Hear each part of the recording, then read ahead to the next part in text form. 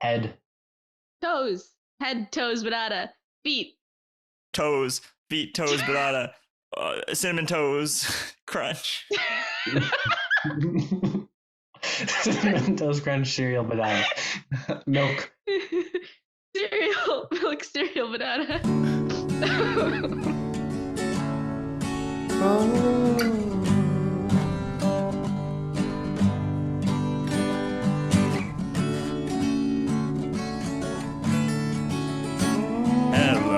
Hello, everyone, and welcome to the second ever episode of Muprov Musings. My name is Hal, and joining me now is our other co-host, Julian Bernardo.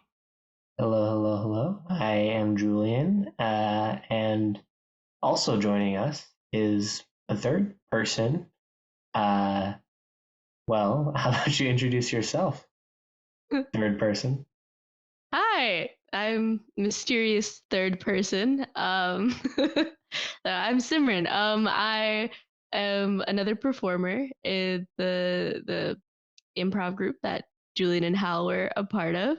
And right now I'm teaching a bunch of improv to kids. And so I have a lot of thoughts about today's topic. Yeah, Simran's going to share with us some of their thoughts on what we're going to talk about today. But what is it that we're going to talk about today, Hal? Today we're going to be talking about both yes and no and what the role and place of each of those words are in improv. You're probably used to shows starting off right away just with yes and. I know that that's a very famous phrase, but we're going to be mixing things up a little bit and having a little bit of a conversation / debate. And each of us in this conversation are going to take some roles, maybe not entirely the roles that line up with what we think, but for now and for the rest of the episode, I'm going to be pretty solidly in the no camp. And Simran, where will you place yourself on this spectrum that we have? I'm pretty heavily in the yes camp. I mean, as an improviser, I definitely believe in no and yes and maybe. But as an instructor and as a general rule, I think yes and is probably the most important lesson that improv has to teach. And I'll be holding some sort of middle ground between these two on their extremes. And yeah, we're going to talk it out. And I think this is a good point to notice here that, we all have improvised together and have pretty similar ideals in some ways, but yeah, we all have some slightly different opinions on this topic. So keep listening, see what we think. So where we're going to start off is in very friendly terrain for me, which is a place that all three of us really agree no has an improv, and that is off the court. Any playtime where you're going to be asking people to be saying yes in an environment, in order to make that environment safe, there need to be some underlying agreements about what kind of proposals can be made in the space. And this is something that we've been kind of surprised to see a lot of. I think some more groups are picking it up now, but this is not every group has a set system for how performers talk about giving consent to various actions that can happen on stage. And we use one that it feels pretty good to us. Does anyone want to take the explanation of the consent circles? Yeah, sure. So one of the things, like the baseline facts about improv is like maybe you might be touching each other, and the consent circles are good for multiple things. But one of the main things is that we'll stand in a circle and we'll go around, and the main thing that we talk about is we indicate kind of where on our body we would be okay being touched, but we also kind of explain this to some degree. So, feel free to touch me on my arms, or, on my back, or, head, or things like that, but also kind of detail what levels of touch, like, or the different contexts in which we would or would not feel comfortable with that. In addition, we talk about whether we are open to doing like stage kisses, because that's something that we've done in our shows before, and also stage combat. To jump in for a second to clarify, when you say a stage kiss, what do you mean, Julian? Yeah, so in the shows that we did, we had stage kisses, which are not.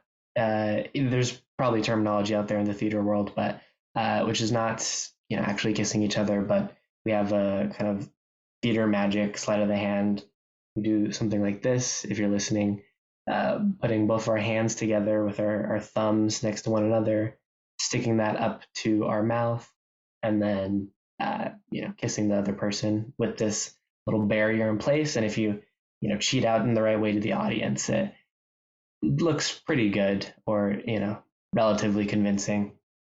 But yeah, the consent circle is just a way for us to get on the same page with each other about what we like are and aren't comfortable with. And obviously, like stuff like consent, any reason, there's no reason that we expect anybody to give, but just to explain, like there are many reasons that people may or may not be comfortable with different things, like with physical touch, just depends on your personal level of comfort and comfort within an ensemble. But also people often express things like, oh, my head's been hurting, so like please be gentle with it, or oh, like I stepped on my leg the wrong way earlier this week, like please don't make me be that active with it. So I think it's a good place for us to check in before we perform, and yeah, just make sure that we're kind of aware of where the others are physically, and provide a space for people to air their thoughts or specific levels of comfort. Yeah, I definitely think it has made play feel both a lot safer, but also it widens, like it makes it so that you actually know comfortably going into what someone else is comfortable with.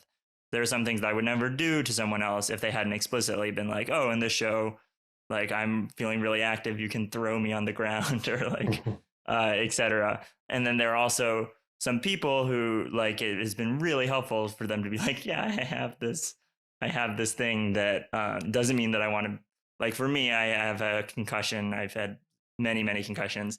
That doesn't mean that I don't want to do stage combat, but it does mean that my stage combat's going to be way better if you're coming at me with a space object weapon than it will be if you're coming at me with a bare hand, because I will just be scared the whole time. Simran, what has this system felt like for you? I mean, this system feels great. It's a really good way for checking in and making sure that we don't cause any like undue mental or physical harm. And I think it definitely makes us feel more like comfortable and open with any like with touch that does happen. I noticed that sometimes I think when you don't have these guidelines in place for like a consent circle, people's default is to like not touch each other at all, which is a good thing.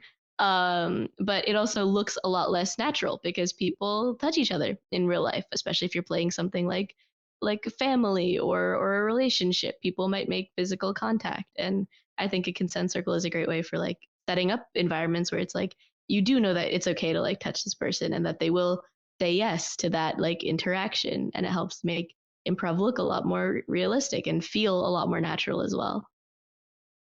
Yeah, and we're talking about making improv feel more realistic right now. And I think that this is, if you're new, which you should be, this is kind of important for the kind of improv that we've done together, and the type of improv that we're trying to teach here, in the sense that often we are going for something that looks realistic or something that like has some emotional reality to it, where yeah, it's probably fine to not touch each other if it's mostly comedic or in some other headspace. But I think the kind of improv we're doing really makes use of it. But would you guys agree? Yeah, the further we pushed it, the more elaborate systems we had to do to put in place to make sure that everyone uh, was safe. And I think that like for a new play, we leveled this up to a kind of new level where suddenly we were talking about what topics we were okay with, which maybe is good for Yeah. everyone to do. But we sat down and had like a 2 to 3 hour conversation where we took basically every topic that we could think of that might make one of us feel uncomfortable to play with, and we rated it into a system that we had designed, and that system worked pretty well. And it had 5 different tiers. If either Simran, do you want to take the 5 different tiers that we had? Oh, yeah. So the 5 different tiers we had were mention, abstract, relevant, happen, and see. And to break these down a little bit, Mention is like any mention of something related to this topic. Abstract is sort of like an abstract like idea or like sort of a representation of something that could be like metaphorically related to this topic. Relevant is it's relevant to a character. It could have happened in a character's past or is somehow related to the story, even though it's not really like explicitly brought up. Happen is this has happened to a character or happens as like sort of a discussion. And then C is you see it being reenacted. So C is like the highest level of like you actually see this happening on stage. Um, and those are the 5 categories. And then each of these is also broken down into self and other, which is how you feel about yourself in this topic, and then how you feel about others doing whatever level of interaction. And yeah. Yeah, and like to give examples of the kinds of things that you might put in this category, like stuff relating to violence, sex, drug use. I mean, those are common kind of things that people may or may not be comfortable with. Obviously, anybody may be uncomfortable with anything, but I would say like this was very helpful to us, but this was like a very late innovation, and I think that the main thing that stands out as important to me is like having a pre-conversation with whatever your ensemble is about what you guys are and aren't comfortable with. I don't think it needs to be as like detailed or broken down as this, unless you guys really want to do that. But yeah, like the main thing to me is just talk with each other and get a sense for what everybody is comfortable with. And ideally, yeah, you could get down some topics that like people wouldn't want to be covered in a show at all. Like we've done this sort of topic style consent in other ways before, where it's a little bit more free form and people are just shouting things out that they wouldn't really be comfortable with. In particular, like in some of our like slasher shows that I think we mentioned last time that like would involve kind of violent content. This is a place where we just fielded these things, and yeah, I think that is a space for the no in improv, right? Is no, I don't want to be in a scene where this is happening. Especially if we're telling stories, these stories are going to have some sort of moral. So there are also some things where, depending on the context, it's like, okay, I might be okay with this thing happening, but I don't want this thing to be like glorified or misused. And so some of the things we were like, okay, use this like only in cases when we're being more serious. Use these comedic, like that's another boundary. But just the main point of this is to make everyone feel comfortable, so that again, honestly, this has kind of expanded the range of topics that we could talk about, because I knew like, okay, it's okay for me to talk about this thing, but I can't endow my stage partner as having this be central to their character. And that having those boundaries kind of made it a lot easier to know when things took a serious turn that the other people on stage were still okay with what was going on. Yeah, I would wholeheartedly recommend doing this as your, yeah, I guess pre-improv no way of integrating it. But also there are ways of talking about this kind of stuff afterwards. I don't know if Hal, wanted to talk about ways to like debrief or check in after the improv. Yeah, so anytime where you're playing with boundaries, you don't want just a boundary, because you need a backup plan for what happens, either if someone crosses it, but also just if something happens in the improv where maybe you say yes to something on stage because you're trying to get the show to work, and then it makes you feel kind of not so good, and you don't want to the next time you're on stage for the person to do the same thing.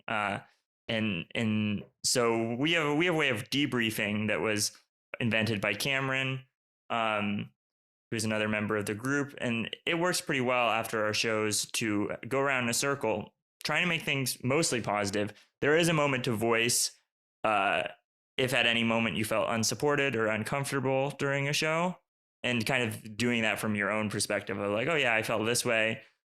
Here maybe are the reasons why I felt this way, but not necessarily like, yeah, I think everything is well intentioned, and assuming that the other person is if they did something to make you uncomfortable, did not do that intentionally. And if you have a recurring problem, then maybe it gets, but it's okay to say negative things about the other people that you're playing with if that's what allows them to get better and to grow. Yeah, but we debrief and we say three things that one of them is a thing that you are proud of from the performance that you just did. One of them is a thing that you want to work on. And that's different from something that you did badly. Because it's not really worthwhile to be like, oh, damn, in that one scene, like I screwed up this thing. It's like, okay, well, going forward, what is something that you can work on?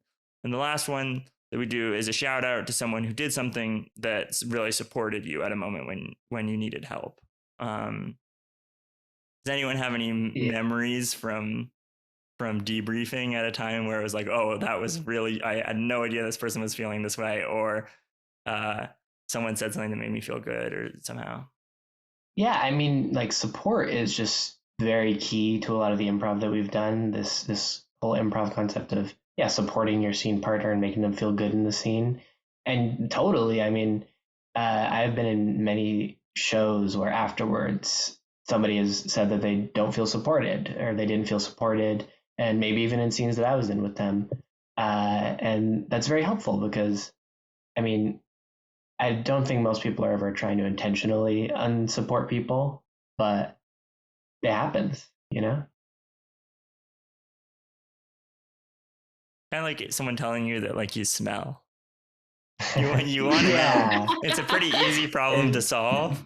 You're doing someone a huge favor, and you obviously want to do it tactfully, but this is the smell check after the show, basically. Yeah. You know, where if we have time for it, then it's okay to air this all out, I would say. Because the post improv is also assumedly pre-improv, unless you're, this is your final show that you're doing with your ensemble, like the consent circle and like topic check-in that you might do beforehand. That's some pre-improv preparation. But yeah, your post-show debrief is also pre-next show preparation. And this one kind of falls into the middle ground of the debate because I did make it sound like, oh, here's a use of no in improv, but all of this stuff does allow you to say yes more when you're on stage and be more accepting. If you've consented to if someone's doing something that you've consented to, you're more likely to be able to feel comfortable saying yes. Although obviously how you feel about something might change throughout the course of the show. If something, you can break your ankle halfway through, you might want to. And then also knowing that you're going to be able to debrief afterwards and not have that happen in the future, I think also makes it in a place where people are often more comfortable. Like, okay, I'll go along with this right now. Although you don't have to. And I'm a huge fan of in show, if you're uncomfortable with something, just saying a no to that one and moving forward. Yeah, and as we're like still in this boundary topic, we all have taught improv in like a classroom setting. I was wondering, Simran, how have you seen some of this like boundary stuff come up in that setting? And like I feel like that's a place where it would be helpful to have like kind of more of this framework or the groundwork for these things. But yeah. Yeah, absolutely. Actually, it's interesting because boundaries, I think, in like teaching improv is where like no does come in handy a lot because I mean, there's always a tendency with people who are first starting out at learning to make each other look bad because it's like funny or because like they think it's gonna be really like they're like, oh, I'm like this is gonna be like such a good scene. I'm gonna tell my scene partner that he pooped his pants. And of course, we've been teaching yes and, so the scene partner is like, yeah, I guess I did poop my pants, but they don't feel very good about it, and like that's a place where it's like no is useful, and if you'd like talked about it beforehand and been like, hey, I maybe don't want to be a character that's being like humiliated actively on stage, you could have avoided the whole situation, but like you can't when you're with a bunch of new people and like people who are um trying to do this sort of thing. It's good to have this like tool in check of being able to be like, nope, that didn't happen, or be able to like justify yourself out of a bad situation. It's like sort of like a self-defense mechanism for not being stuck in like a 3-minute long scene about you pooping your pants. Um, so I think, yeah, it absolutely comes into play for boundaries. Um, How are the kids with this kind of stuff? oh, just as good. Kids are definitely, um, I think they have more like natural boundaries with each other. They're still sort of along some like gender lines and stuff like that. Like they're not gonna Mm. touch each other. Violence wise, they absolutely lack boundaries. Um, Yeah. but yeah, for them, the trouble is definitely getting them to say yes more than it is to say no. Mm. Although the interesting thing is, the older the kids get, like when you get late middle school or like high school, you start running into this issue again where people give each other like really weird or bad endowments, and then people Mm. just have to say yes to it.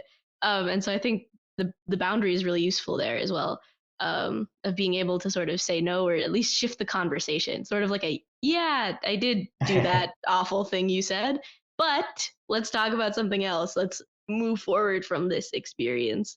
Um, Yeah. And do you guys actually have some sort of boundary discussion, or are you just operating on the side like a kind of side coach? And if you see something like you stop it.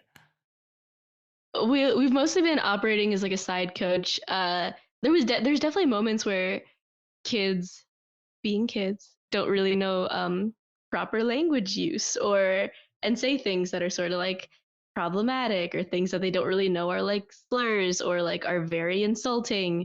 And it's been interesting to try and like have this like boundary discussion, because it's not really like, because they're sort of like assuming that everyone around them is okay with it. Um, Although the way that we've conducted it is mostly as like instructional, because they're like younger, we're like sort of putting like a hard line on like, hey, don't say these words. They're like bad words, and probably don't interact with these topics. It's made more interesting because there's like kids rotating in and out of the classes, so the classes aren't usually consistent with like who's in them all the time. So it makes it a little harder to have this like boundary discussion, because they're less of an ensemble and more of like a mass of people. And so being able to like set that boundary for like the mass has been easier than sort of having them like discuss out like what they are and are comfortable with, because I think they also lack that comfort with each other as like a group, in being able to like openly discuss these sort of things, or feel like they can say what they really mean about like what they are and are comfortable with. Yeah, it sounds Yeah. like this is kind of teaching them some general life skills. Like you shouldn't say this in improv, but also just in your real life. So you're doing Yeah, God's work she's out there. recording you. Don't say that word on a video that's going on the internet. I promise you, you will regret it. But I mean, we can all say we agree mostly about these kind of boundary things, right? This isn't Yeah. this isn't the cage match juice of it yet, right?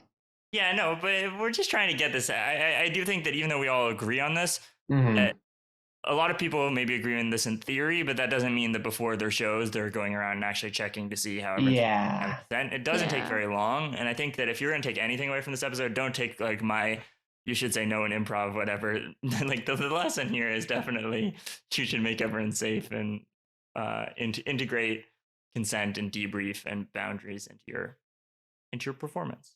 Yes. Yes. Yeah. Structured. Structured. And honestly, the thing with boundaries, I think, like with the kids are making me think about how it also plays into like the boundaries of the audience.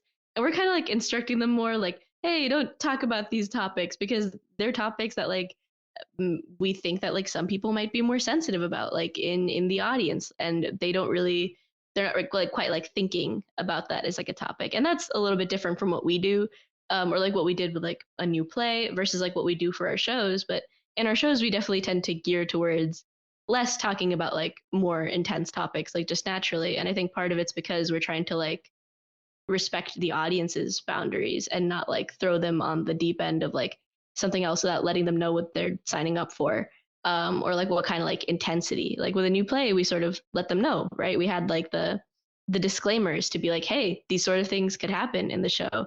And I think the audience's boundary is also one worth respecting. You never want to like depict anything that could really make your audience feel like super duper uncomfortable, or like you're, I don't know, violating them in any sort of way.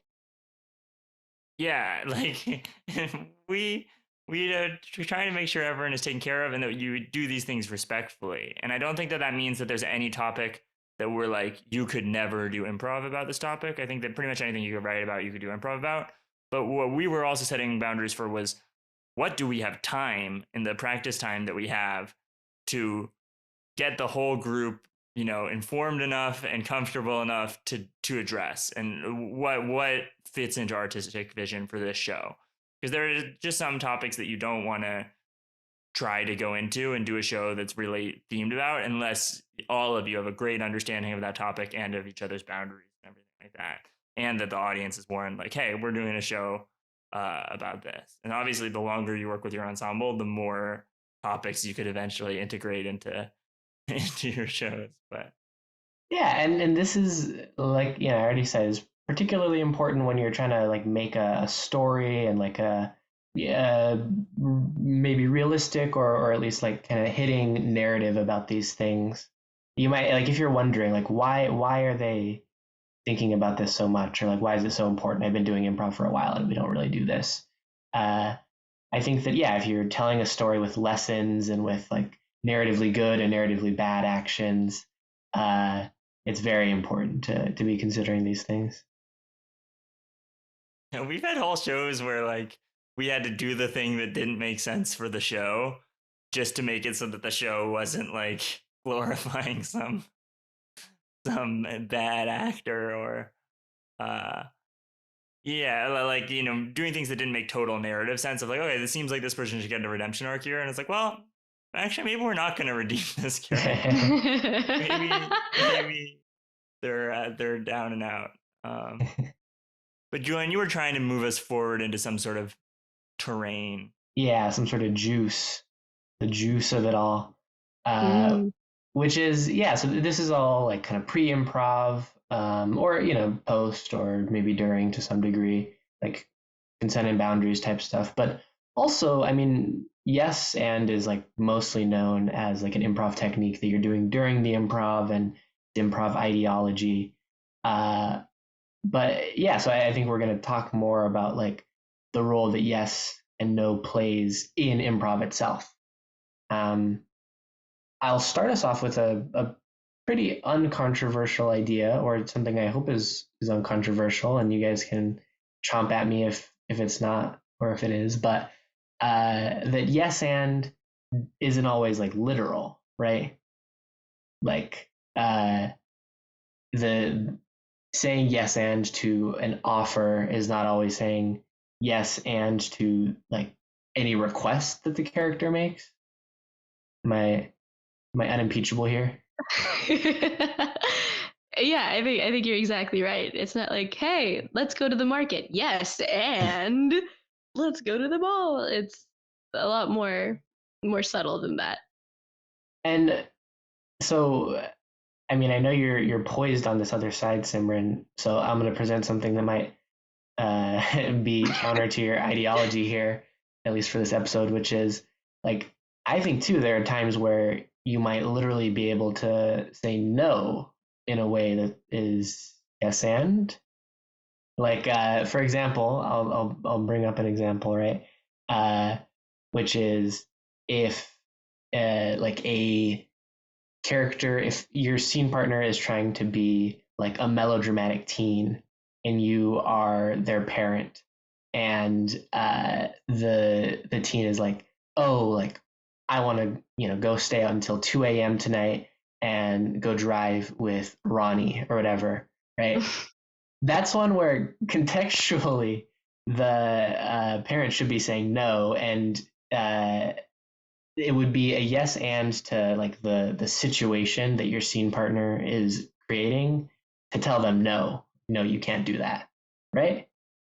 Yeah, absolutely. It's like the idea of like yes and the reality that like someone else is setting up. And in that you can say no in so many different ways. And you can be like if you're a couple and you're like arguing all the time and like that's like the characteristics you have, then like saying no to each other is just like part of saying yes to each other. It's kind of confusing. But yeah, there's this idea of like like saying yes on the level of the improviser. And I know Hal also wants to say all of this like word for word, but saying yes on the level of the improviser while the characters might be disagreeing with each other. Because I think at the core of it, the idea of yes and is about like building something together.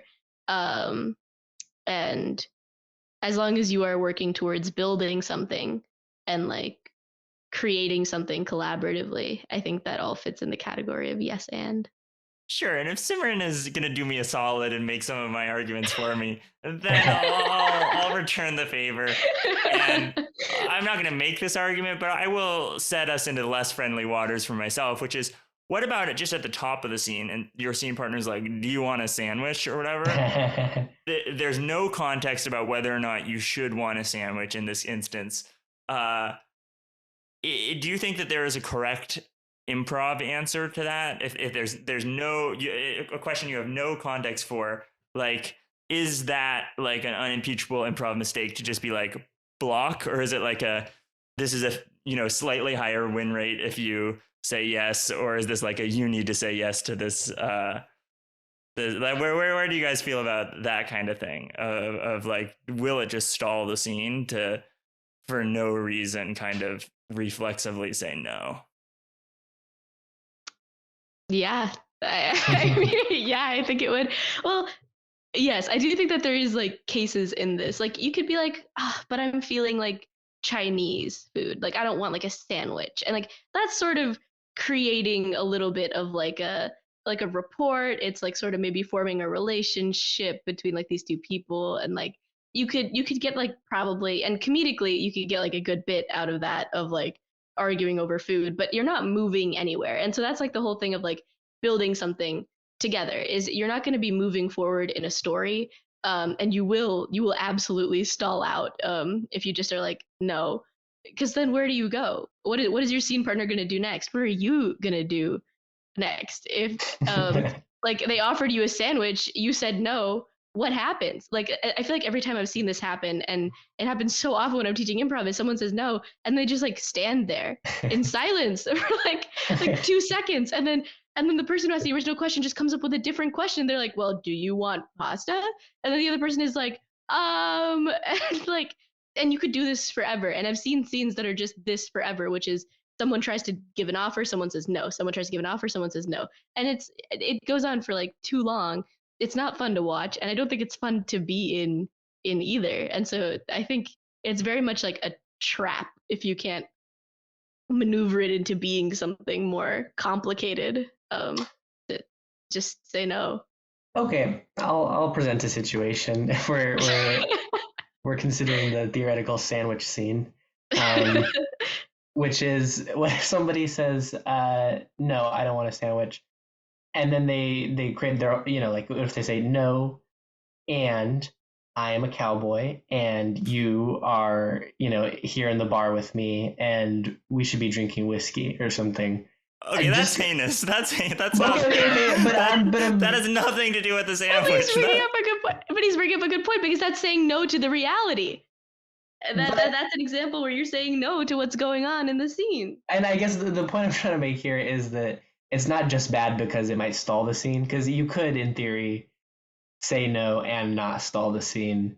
But yeah, I think the base thing that's wrong here is like denying the reality. Yeah, well, even I, like, when saying no, I don't want you to be screwing over your partner by being like, no, why would you offer me a sandwich, dummy? We're in outer space. Like that is not something that I advocate for. But I think that what I will put out is this idea of optimal improv. If I'm in a new space with people that I don't know at all, and someone says, do you want a sandwich? Of course I'm going to say yes to the sandwich, just because I'm like, I don't know this person. But if I'm playing with someone really, really good and they start a scene with, do you want a sandwich? My first instinct is, well, this is like, that's not necessarily the best way to start a show to begin with, of do you want a sandwich? And if they cared about the outcome of that question, they could have just said, here's the sandwich you wanted, and handed me the sandwich. So almost by asking the question, it's like they want me to say no to that question, right? especially if they know me well. And they want me to say no in a way that builds on the plot and gives them a fun character who's always trying to get someone to eat sandwiches, or who's in a fight with the person, or what. Those are bad examples. But I do think that you can build to a level where you know each other well enough that I can tell, even if the audience, I can tell sort of what the other person is trying to get out of me, or at least I do think there's a way to analyze it where you're like, yeah, because I don't want to get talking about sandwiches for the whole show. And if I say yes, for all you know, the whole rest of the show is going to be like, do you want pickles on your sandwich? Whereas if you have an immediate emotional reaction and you're like, no, like, and then that has to be justified, of course. But if you have a big emotional reaction to the fact that they offered you a sandwich, do you want a sandwich? Sandwich? Like, I don't know. I guess that can block if they didn't have any emotions giving it to you. I'm not saying like, but I do think that there can be some fruitful things led. And there are some places where like, do you want a sandwich? No. Well, I'm gonna make one for you anyway. Like, they can get down a line of unreasonableness, but I gotta bring up a term here that we use to respect our improv teachings institutionally, which is happy healthy, which I think might be one of the bigger clashes here, which is just the idea that you might have heard this in your yes and training, that it's easier to build a scene when things are like positive and happy and healthy, as opposed to like negative and maybe an argument or some other thing that isn't happy or healthy. And I think this is a case where yes and is pretty like heavy handed in that, like, yeah, even if somebody starts with like a slightly questionable thing that you maybe shouldn't be happy with, like it's time to go to the dentist. There's this argument with the happy healthy terminology that the best thing is to, yes, want to go to the dentist first and start from that positive place. But where do you guys feel about this happy healthy dichotomy? Or it's not a dichotomy. Well, this is really interesting because and this is something that maybe we'll have a little time to get into, hopefully, but I think there is like sort of a distinction between like be positive, which is sort of where happy healthy falls into, and yes and. But obviously they're very linked. And I think when you're starting a scene, I do think that it's easiest and most smooth to start with yes and, because it's the best way to move forward. And this is not, and there are many arguments in which obviously that is not true, and there's different ways to move forward. But there's definitely plenty of times where I feel like scenes are started, and because someone says no at the very beginning, they never go anywhere, and they never like accomplish anything, and nothing changes. And that's also a really hard scene to find an ending for, because I think the way that we try to think of like the arc of scenes is like finding like something that like changes or like transforms over the course of a scene, that sort of leads into like this like ending where something is like different from how it's like started, or just something has like happened in the scene. But if nothing happens in your scene, then obviously it's gonna be really hard to find an ending for the scene, because nothing has happened and nothing has gone anywhere. And so like this lack of like yes and it can really just, I don't know, it causes you to be stuck in one place, I think. I feel like TJ and Dave have this phrase disagreement and agreement, and I definitely think it's easier to get agreement in agreement. If you're just starting out and you're looking for agreement among players, one kind of way to generate those emotions within your body is to be playing characters who are feeling those emotions and to have that agreement going. But I don't think that, especially as you gain more experience, that you can't get that it's impossible to get disagreement in agreement. And there's an image that I like of two bulls who like run at each other and have their horns locked. If you run head on, the scene is stalled and your horns are interlocked. But if you're kind of running to the side, where both of you are pressing as hard as you can on the other person, but the bulls themselves are moving on a parallel track. And that's kind of the way that I like to move scenes forward, where you're having a debate maybe, but you're not being like, you're wrong, you're wrong, you're wrong, you're wrong. Your character is changing and growing, and you're still going to push, but that the pushing is creating emotion in a direction that is not just I'm only trying to move them in the direction that my character wants. It's we're going to be trying to move in a direction that's sort of new and interesting to both of us, because it's not the direction that one of us was pushing for. Yeah. But in that scenario, you guys are still yes-anding each other on an improviser level, sort of working together, one might say. But yeah, like if you go back to that like sandwich scenario, you could absolutely start like a blowout argument about sandwiches from "Do you want a sandwich?" Could be like Marriage Story. It's just like a crazy like emotional. But you're still yes-anding each other because you build on what the other person has put out there in some form or another, even if it's not what they're expecting. Yeah. So this is a place where I'm super happy if the argument winds up over here, but I'm willing to shift tacks over to the genuine disagreement among players of does that have a space in improv?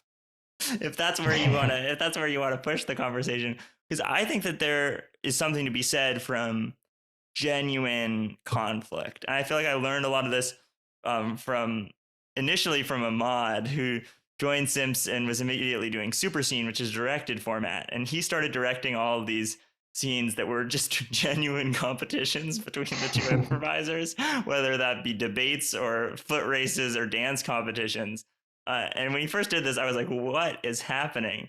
But they actually resulted in some really interesting scenes of and since then, like that has been something that has changed the way I play, and I'm more likely to get, especially if a player who I know is comfortable with it is, to genuinely just be like, I'm going to try my hardest to stop this person, and it's going to be interesting for the audience to watch them overcome me. And if you misevaluate your opponent or their mindset, this can lead to some disastrous moments. Julian's famously most mad at Hal that I've ever been happened because in a show I thought he was intentionally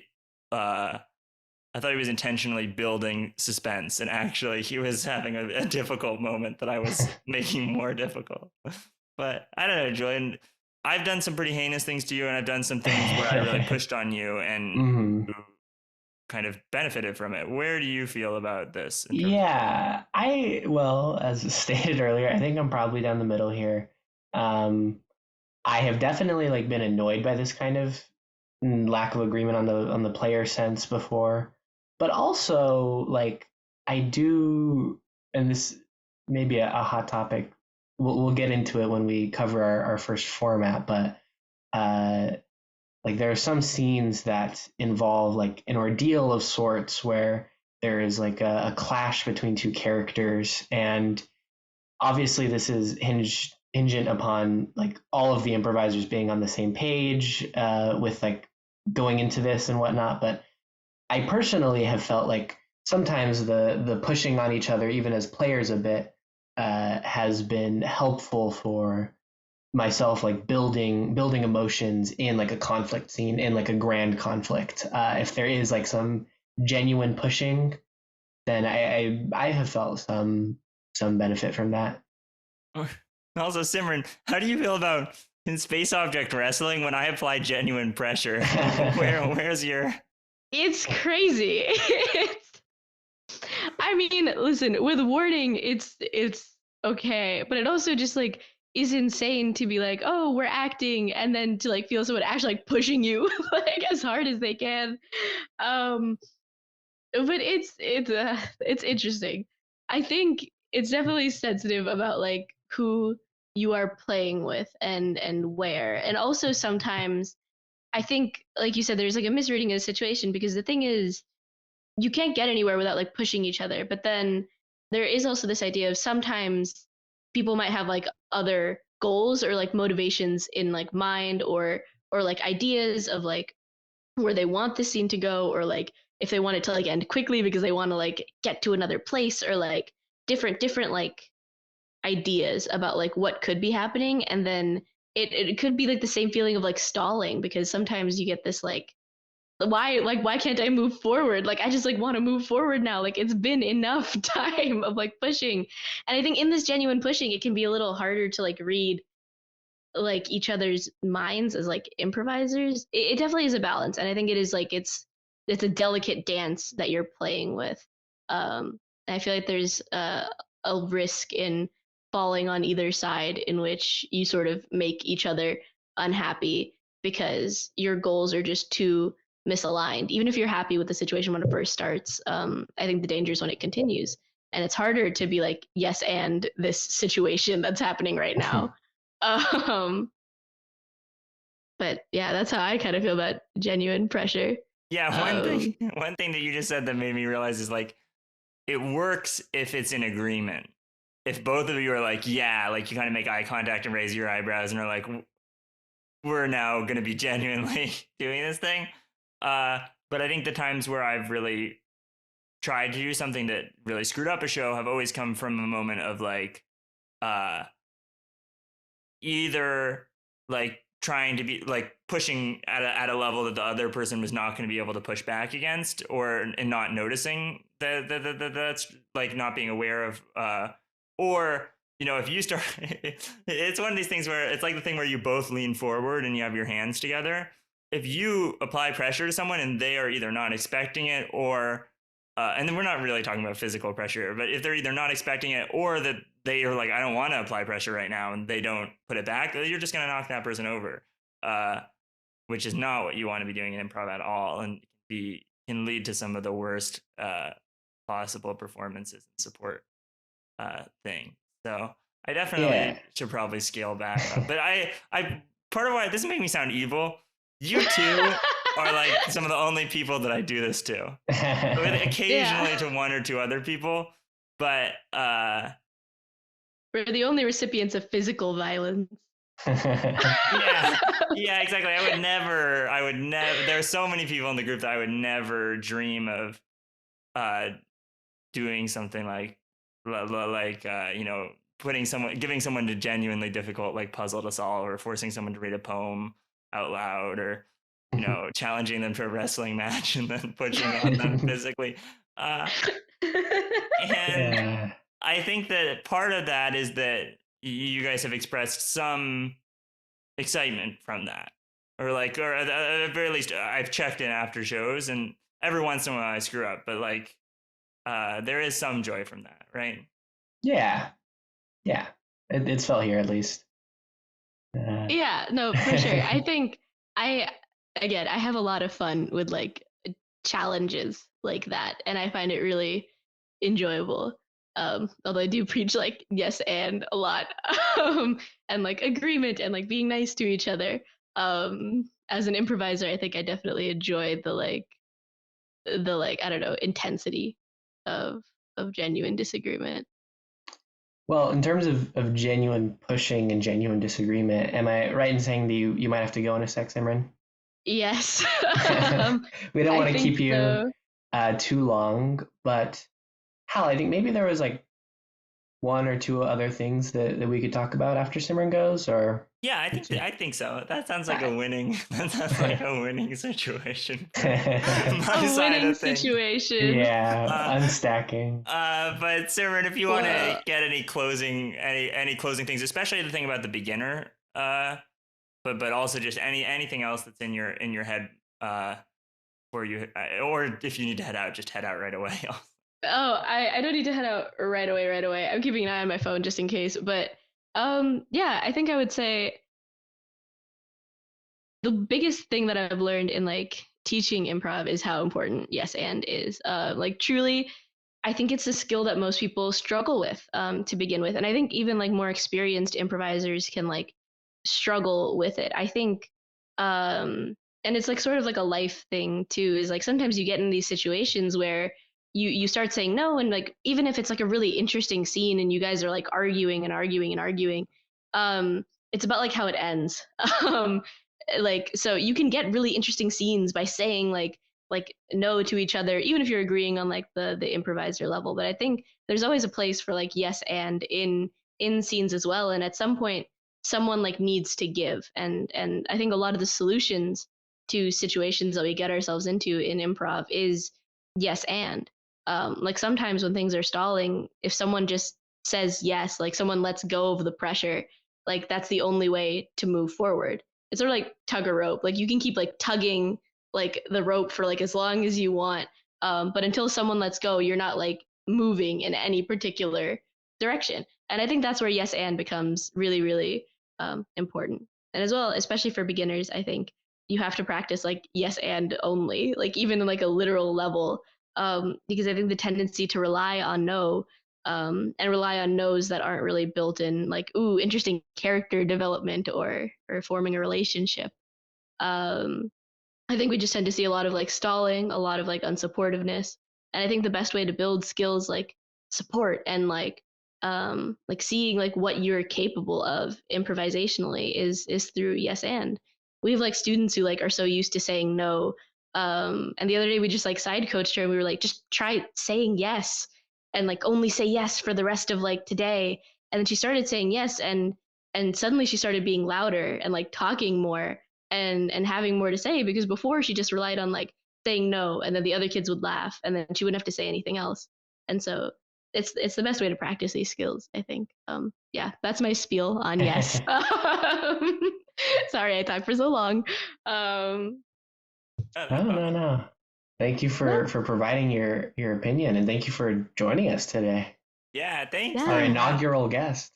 Woo. Inaugural guest. Yeah, Simran is the champion of just show up. Of all the people that I've met, we almost needed to have them on the first episode of this podcast. But we really appreciate that. We're not taking that for. Woo, yeah. Thank you guys so much for having me. And I hope my argument stands the test of the minutes that I will not be here to defend myself. Um, Okay, yeah. well, All thank you right. so much. Bye, Bye, Simran. Simran. Bye. All right, Hal. Here's what I want to talk about. I want to talk about villains in improv. I think this is a relevant thing here, or just generally characters that are against some sort of protagonist or whatnot. Sure. Yeah, and that kind of gets into the heart of like the no being sort of essential to tell certain stories. Right. And I think I kind of agree with what Simran was saying about the most common successful side coach that I see is try that scene again, but what if you were positive? And like Yeah. whenever you've gone down a really bad path, usually that path is being too negative. But Mm-hmm. if you take that and you're like, I'm never going to be negative in a scene, I'm never going to have these conflicts, what you get is you just basically cut off 50% of the stories that you can tell. And really, it's way more Mm-hmm. than that, because Yeah. most stories take some negative turn at some point in the story. So you're really cutting off like 99.99 if you never were going to say no. So I I think, mean, like what? how you were the English major, you might know more about this, but there are like different kinds of conflicts and stories, right? There's like man versus nature, uh, like man versus man, and whatnot. And like if you're just yes anding, like I feel like a lot of it would fall to yeah, like a man versus nature or some like sort of scenario that you're up against, as opposed to like being able to be in conflict with other characters. Is this I, English major approved? I don't think that that's what we were doing in the English major. Not to totally block your offer. I think the only times I've heard those words are out of your mouth. Not just now. I think I've heard you say them before as well. Okay. Maybe one of my English teachers said that at some point. But I vibe with the idea that there are multiple obstacles to a potential protagonist that don't necessarily have to be other characters, but might be other improvisers. I am Hmm. often a narrating voice that suddenly says, a storm Yeah. twirls across the sky or whatever is going to happen. Okay, but let's get into some of the meat of the villains because I'm just gonna be clear here to everybody. I love to play villains in improv. I love to play characters who are against the protagonist in some way, and this doesn't even have to be in a very fantastical setting. I'll introduce one of my little archetypes, I guess, here, which is that I've historically played a lot of bad dads. Um, and when we're, I mean, can you talk about the bad dad a little bit? Sure, I can talk about the bad dad. At first, we thought Julian was doing it by accident, where there were a couple shows his freshman year in a row where he was playing a father who was not supportive of the child and who was pushing the child to do something that was against their passion. I think one of the first ones was trying to get Will to oboe for money. Will Yeah. wanted to oboe for joy and to play the oboe for the musical value, and Julian wanted him to get really good at playing the oboe so he could make lots of money. And that what kind of ends up being really supportive about the particular role that I see Julian playing a lot is that the bad dad is not the central character of the show. It's not like you often are getting the audience to be like, yeah, like we're gonna follow the bad dad story arc, and this is this whole. Although one or two shows are like really become about the dad learning to be a better parent, and that is always crucial to the ending.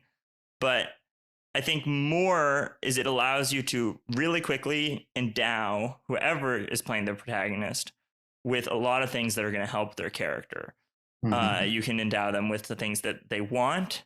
You can endow them with obstacles in their path. You can complain about how annoying it is that they always do these things that they do. And that gives them things that they know that they do. And I think the important thing is that rather than being a good guy complaining about like the other person a lot and making it so that their character sucks, you can actually endow a protagonist that is likable by being a bad person who complains about them. And that's something you're Yeah. doing intentionally, right? With the double negative thing. Yeah. Yeah, I think that's intentional on my part is yeah, like I mean in various shows it's more hammy versus less hammy, but yeah, like if there's somebody telling this protagonist who has like a fairly innocent want that they shouldn't want that, then I think yeah, that'll draw some sympathy out of the audience for the character, and yeah, it provides them a conflict to overcome. Uh, so yeah, I think that if it's like a very kind of grounded show, I think that's why I fall into like the bad dad role is because if we're in just like the normal world, when do people really have like the ability to tell other people like no, you can't do this? And maybe that's why I've fallen into that. But I do think also that this no and like the sort of villain prov comes out a lot in more fantastical settings, and I want to throw a situation at you, Hal, and see how you react to it. Which is, let's say it is like a more fantastical world. There's a hero, there's like a villain. Let's say you are the villain, uh, and let's say you have like a very powerful weapon or something, and you say a line like, "I am now going to kill you, hero," and you raise your weapon. What do you want to happen right there? Uh, I mean, yeah, maybe this is a little this hairy. is an interesting question because this gets into what I want to happen. What I Hmm. want to have happen is to win for once. I play a lot of villains. I want to kill the I want to really I really want to screw them up, and I always feel disappointed if I raise my sword and the other person's just like, no, I'm gonna kill you really fast. However, I know how stories work, and really what I want is to have one moment of as much back and forth conflict that we can have while it still is interesting before the hero eventually trounces me. And always when I'm a villain, I'm exposing weaknesses in myself to the other person. And I love when someone picks up on a weakness that I expose. There is a value to learning how to play with anyone and to meet them where they are. And oftentimes I feel like the people who are kind of the biggest blockers are people who are like, it's not okay that you just did that. You have to say, yes, I'm going to force the scene to be like, or if I start the scene positive, they're in a negative way and they like go out of their way to suddenly make it positive. I'm like, wait a second, I just did a long positive scene with you.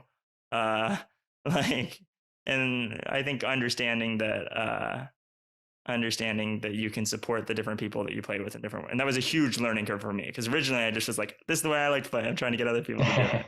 But I think I've gotten a lot better at adjusting to how other people want to play. I do have to heed the Simran on my shoulder and push back on the idea that the people who say yes are the quote unquote biggest blockers. I think that we speak from a place of improv privilege, of typically working with a skilled ensemble who is not making a lot of the fundamental mistakes. So I'll push back on the idea that people who are kind of aggressively positive are the biggest blockers. But I totally do agree with what you're saying, and that they're like, and I think that this just goes back to the things we talked about before, of, and maybe presents the flip side, right? Of, we talked about getting with your ensemble and figuring out what things you don't want to portray in scenes, but I also think it's super important to get together with your ensemble and talk about what you do want to portray, and then hopefully these negative people that you're talking about, how can meet each other and make that aware. That is the I'm so willing to end on that. I have made so many mistakes of trying to get someone to do something that they like. I think that definitely what you want to do is get on the same page, and incorporating saying no into the play with someone who doesn't like that is a genuine block. You always want to have like agreement and positive feelings among the people who are playing. And if you need to say like, hey, I'm going to make this extra space for people who want to play in this way that I want to play, and people can voluntarily join, that's much better than trying to be like, yeah, that's a warm, nice place, I think, to kind of wind things are. There is a framework that I really like instead of yes and that I wanted to mention before we end, which is listen and react. I'm not sure, that might be a TJ and Dave thing. That might be just a phrase that I picked up along the way at some point. But if you are listening to the other person and you actually understand what they're saying, then you can react either in a positive or negative way. But if you miss the part where you're listening and you are listening at the level of what does my partner want, then you're blocking if you say no. And there are times where I've totally blocked people and really regretted that. So Julian, do you feel like you've landed in a place where your middle ground self is happy and comfortable? Yeah, I think, both you and Simran have expressed some of my strong thoughts. I'm glad we got to do the villain's corner right here at the end. I think you and I are often being negative to other characters on stage, but I think there's really a place for that. And do you have the Simran on your shoulder? Any final comments that you think Simran would say in this moment? Yeah, I mean, the biggest Simran on my shoulder is just when you're improvising with people for the first time, or when your ensemble is new, always veer positive. I think, it's just so much more generative. And I think that Simran is probably on the same page as like our kind of institutional knowledge, as in terms of like the professors that we learned improv from, of happy, healthy, happy, healthy, happy, healthy. That is an amazing way to like start improvising with a new group.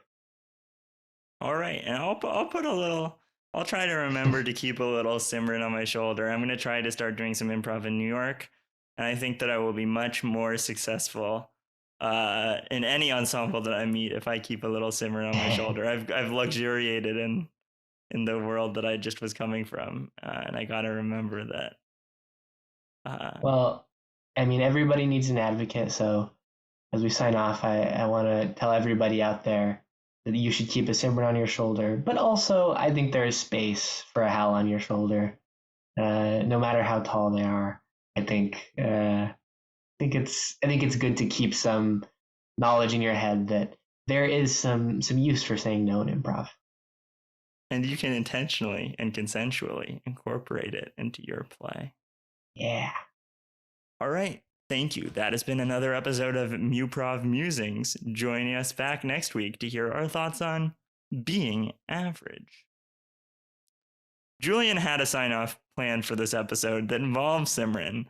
And I think that it still might be good to do it. Because I don't think Simran's going to listen to this episode. Yeah, Simran probably won't listen to this episode. So, yeah, it'll be funny to get the rest of the world in on the secret.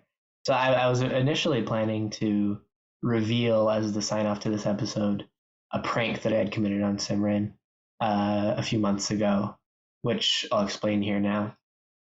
So basically, Simran had this class, like some sort of social media building. I really don't know what the class was about, but Simran had to create like a social media platform, and she had us like log on to it as users to like fill it out and basically test out the website. But basically, a bunch of the people in the improv group joined, and I joined with a fake account that was Simran.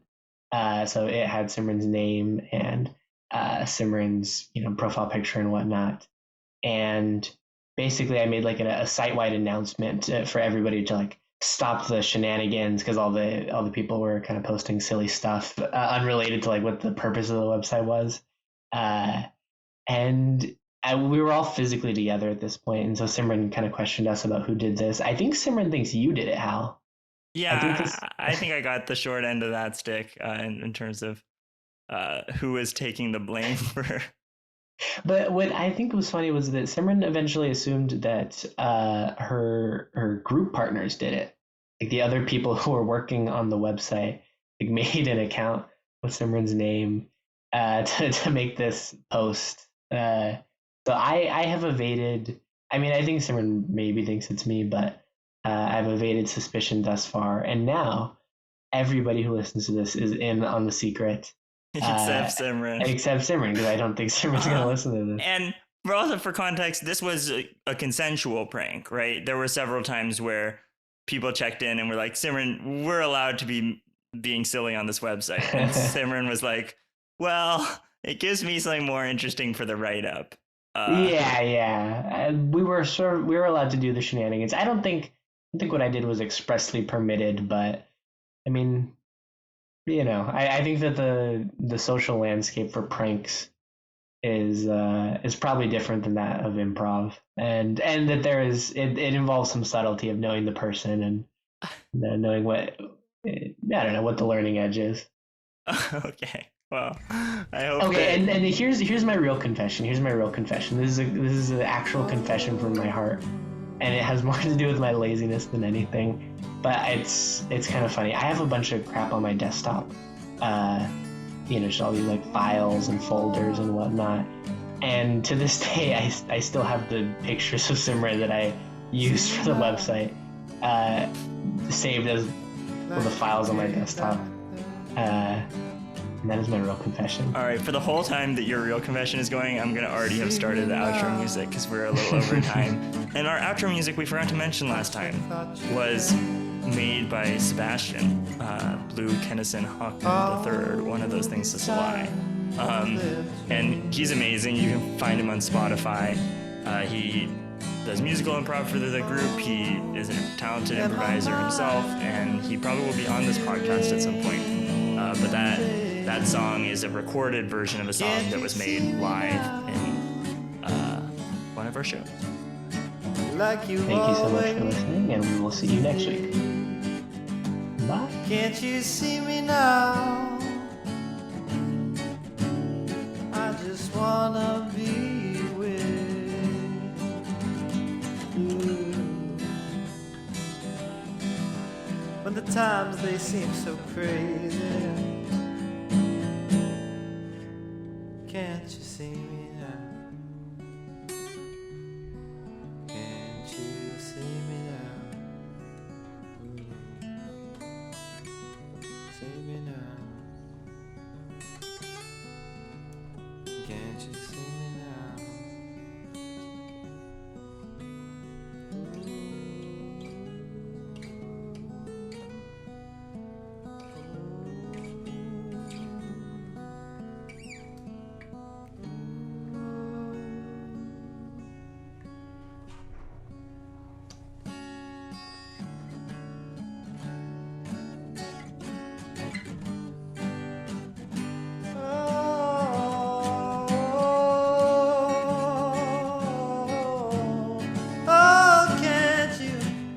see me now?